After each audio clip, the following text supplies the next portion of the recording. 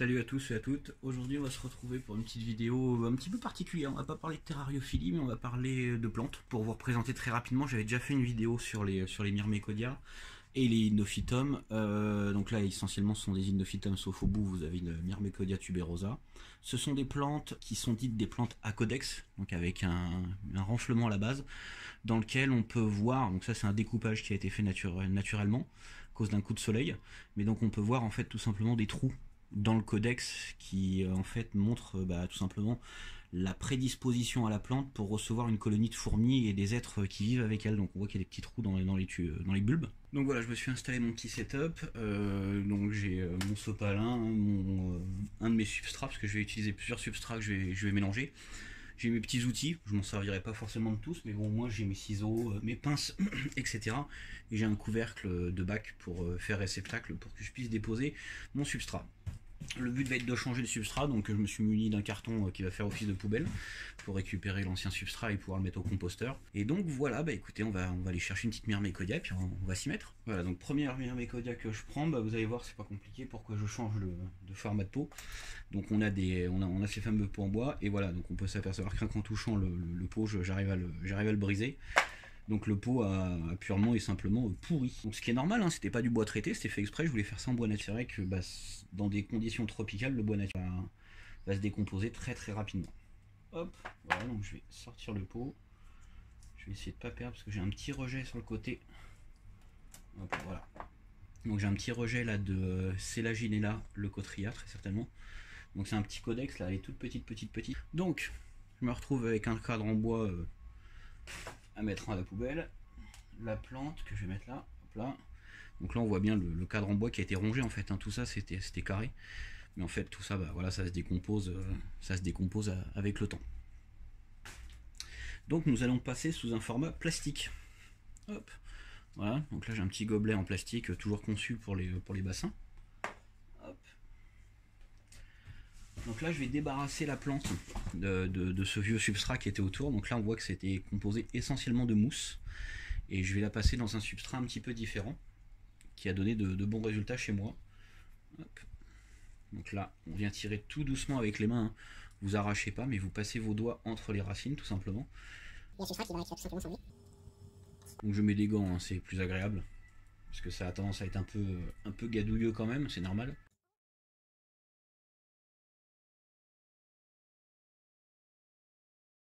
La plante est débarrassée de la plus grande partie de son substrat.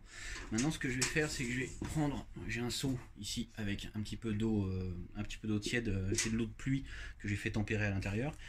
Je vais tout simplement venir, là je vais essayer de vous montrer, rincer la plante dans le sang. Voilà, juste rincer les racines de la plante histoire de la débarrasser de, vraiment voilà, histoire de bien la débarrasser de son substrat. Et voilà. Et donc on se retrouve avec une Myrmécodia tuberosa. Donc une fois de plus, on voit les trous, hein, dont je vous parlais tout à l'heure, dans lesquels habitent les fourmis, et les fourmis préparent leur fourmilière. Et donc voilà un petit peu la plante avec là la 4 feuilles, celle-là. C'est une Myrmécodia Jack de mémoire. Et donc voilà, on voit le codex qui est perforé de petits trous. Et donc avec cette masse de racines. Donc le but va être de rentrer cette plante dans le pot, comme ça. Voilà. Et d'avoir un espèce, j'essaierais bien d'avoir un truc un peu harmonieux, genre la mettre sur le coin comme ça, pour qu'on voit bien la plante et qu'elle se positionne bien dans les serres. Voilà. Donc étape 1, le coco. Alors j'ai deux types de coco. J'ai du coco en petits cubes découpés grossièrement, et j'ai du coco en filasse, en filament. Alors le coco en filament comme ça, ça permet d'isoler les plantes normalement ou de faire ce genre de choses. Hop. Mais là en l'occurrence je vais m'en servir pour tout simplement pré-remplir le fond, et surtout pour que la plante ne soit jamais trop en contact avec l'eau. Donc là il y a un petit morceau. Et donc je vais venir en fait tout simplement faire un matelas, donc au fond de mon pot. Ce sera un matelas de fibres, donc en fait on voit toutes les fibres qui vont remonter l'eau. Mais ce petit matelas en fait va permettre à la plante de rester quand même hors en dehors de l'eau. Voilà, je vais en mettre quasiment jusqu'à la moitié. Après, avec le reste, ça va se tasser un petit peu. Mais ça va permettre tout simplement d'avoir un certain matelas qui va se décomposer aussi avec le temps, hein, c'est évident, mais qui va se décomposer beaucoup moins vite que la mousse qui était dedans avant. Voilà.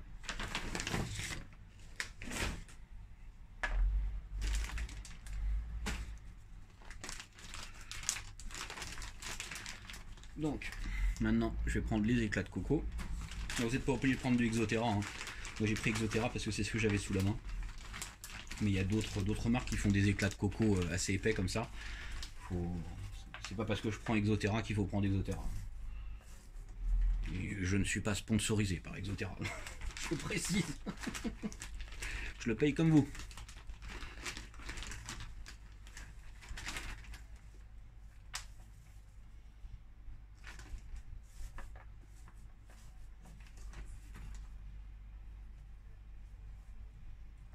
Hop. Je vais bien la positionner comme ça, bien rentrer les racines. Je vais essayer de la relever un petit peu comme ça. Voilà. Et donc voilà, le but c'est d'avoir un peu un résultat. J'aime bien les plantes quand elles sont pas positionnées au milieu du pot, quand elles sont positionnées un petit peu sur l'extrémité. Mais ça donne un résultat qu'on peut déjà deviner sympathique. Hop. Alors je vais faire un truc, c'est que je vais récupérer un petit peu de l'ancien substrat que je vais remettre dedans. Ce que j'ai vu quand je l'ai enlevé tout à l'heure, il y avait quelques colamboles à l'intérieur. Donc les colamboles, c'est des petits habitants blancs qui vivent dans la terre et dans les terrariums, etc. Qu'on peut acheter, hein. Normalement c'est un aliment pour les dendrobates, mais d'un point de vue de plante, ça permet toujours d'aérer le sol et ça permet de faire travailler le sol et de décomposer, etc.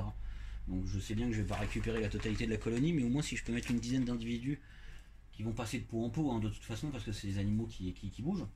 Mais si je peux déjà introduire une petite vie dans le pot pour permettre à la plante de se stabiliser et d'avoir un environnement sain, c'est plutôt sympa.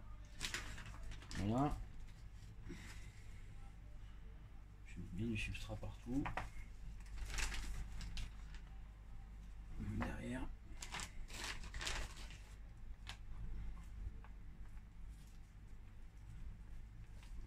Bien caler la plante.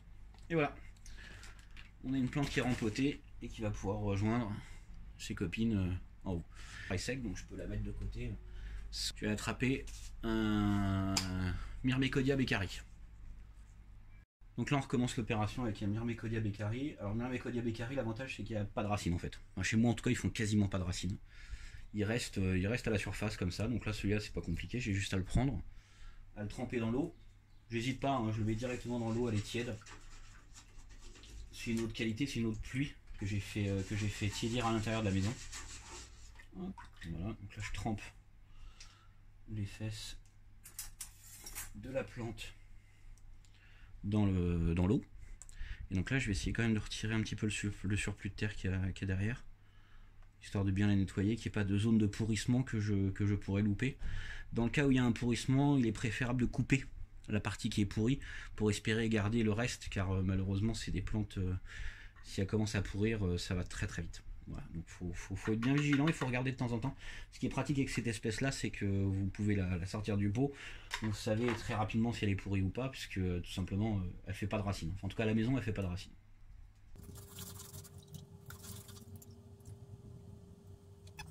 Donc là ce pot là était une autre génération, je les avais fait un peu plus grands, vous l'avez vu tout à l'heure en haut. Mais ils ont mieux tenu parce qu'ils sont plus récents, mais je pense qu'à terme le bois se serait fortement décomposé.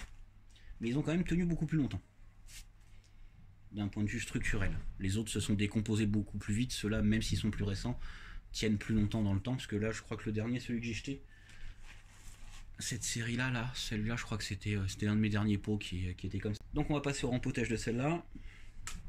Alors sur celle-là j'ai un petit doute. Je sais pas si je vais la mettre dans un pot comme ça. Bon, c'est pas mal. Sinon j'avais la possibilité de la mettre dans un pot plus gros. Même beaucoup plus gros d'ailleurs. Ce qui aurait pu être sympa aussi puisque ça lui aurait permis son développement, sachant qu'elle n'a pas beaucoup de racines.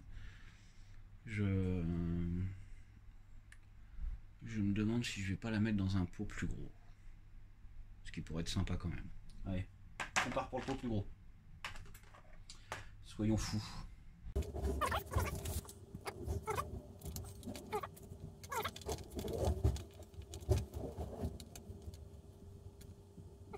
Et maintenant, je vais venir avec les éclats de coco. Et maintenant, les éclats de coco. Non, ça devrait être pas mal ça. Hop. On continue. Donc ça, c'est une plante que j'ai déjà rempotée. C'est un Dindophytum formicarium. Je l'ai déjà rempoté avec ce substrat que je voulais essayer, hein, évidemment, pour faire mes tests. Et elle a bien aimé. Parce qu'elle se portait pas forcément très très bien. Et depuis que je l'ai mis dedans, elle va beaucoup mieux. D'ailleurs, on le voit, le dessous est très propre. C'est une plante qui a un joli codex en dessous. Mais donc si elle se porte bien dans ce substrat là, j'espère que les autres devraient bien apprécier aussi. Donc là, le substrat qui était dedans, je vais évidemment le récupérer parce que c'est du substrat qui est quasiment ce que je fais à côté.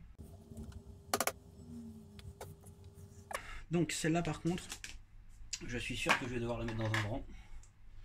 Pourquoi? Parce que si je la mets dans un petit, ça va déjà être trop petit. Le pot se déforme déjà quasiment, enfin je sens qu'il y a une pression qui se fait sur les parois. Donc le pot n'est pas adapté, il est trop petit. Donc on va passer sur cette gamme là de pots qui va être plus intéressante pour cette plante. Donc là vous avez vu, hein, je ne l'ai pas rincé dans l'eau. Il n'y avait pas de nécessité, le codex est propre tout de suite.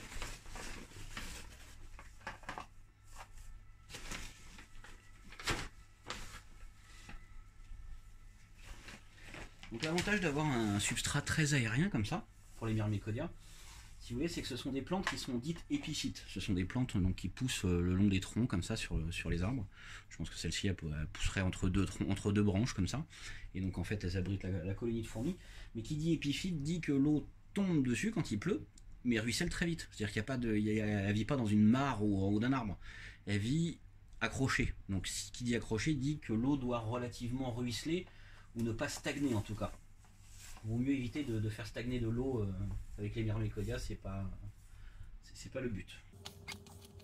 Donc là je modèle un petit peu le fond, je lui donne la forme que je souhaite. Là en l'occurrence j'essaie d'avoir une hauteur un petit peu plus importante sur les côtés, une espèce de boule au centre pour soutenir la plante et pour lui amener l'eau avec tout simplement la capillarité. C'est-à-dire que comme ça va quand même relativement tremper régulièrement dans l'eau en bas, ça va ramener l'eau en hauteur. Et les copeaux plus gros vont sécher plus vite et vont donc du coup permettre à la plante de elle aussi rester un petit peu hydratée mais pas toujours humide en fait tout simplement.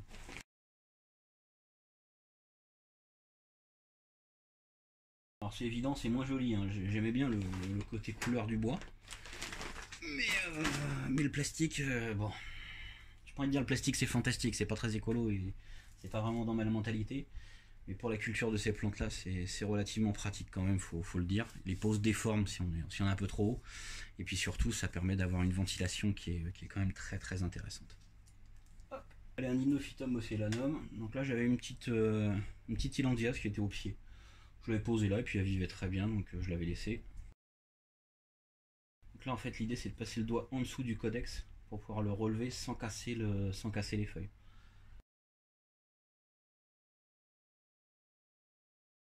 Donc voilà la plante nettoyée, enfin nettoyée grossièrement évidemment. Et donc là on voit bien une fois de plus les trous en dessous du codex. Et donc les belles racines qui sont bien celles, là on a des belles racines toutes propres. Donc voilà, je vais la rempoter. Alors celle-là petite ou pas petite? Et non, pas petite non plus.